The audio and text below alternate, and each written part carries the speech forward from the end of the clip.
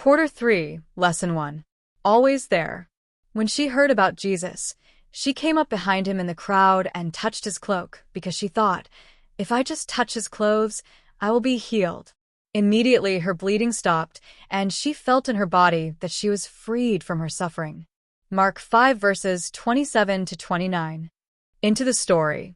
When Jesus had again crossed over by boat to the other side of the lake, a large crowd gathered around him while he was by the lake.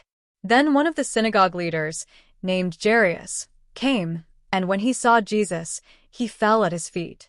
He pleaded earnestly with him, "My little daughter is dying. Please come and put your hands on her so that she will be healed and live." So Jesus went with him. A large crowd followed and pressed around him. And a woman was there who had been subject to bleeding for 12 years. She had suffered a great deal under the care of many doctors and had spent all she had, yet instead of getting better, she grew worse. When she heard about Jesus, she came up behind him in the crowd and touched his cloak, because she thought, if I just touch his clothes, I will be healed. Immediately her bleeding stopped, and she felt in her body that she was freed from her suffering. At once Jesus realized that power had gone out from him. He turned around in the crowd and asked, "Who touched my clothes?" "You see the people crowding against you," his disciples answered, "and yet you can ask, 'Who touched me?'" But Jesus kept looking around to see who had done it. Then the woman, knowing what had happened to her, came and fell at his feet and, trembling with fear, told him the whole truth. He said to her, "Daughter, your faith has healed you. Go in peace and be freed from your suffering." While Jesus was still speaking, some people came from the house of Jairus, the synagogue leader. "Your daughter is dead," they said. "Why bother the teacher anymore?"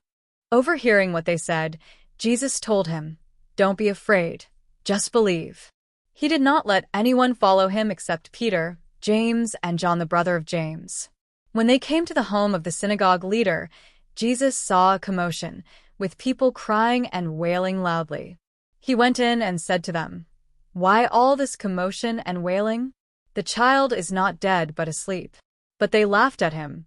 After he put them all out, he took the child's father and mother and the disciples who were with him, and went in where the child was. He took her by the hand and said to her, "Talitha koum," which means, "Little girl, I say to you, get up." Immediately the girl stood up and began to walk around. She was 12 years old. At this they were completely astonished. He gave strict orders not to let anyone know about this, and told them to give her something to eat. Mark 5 verses 21 to 43.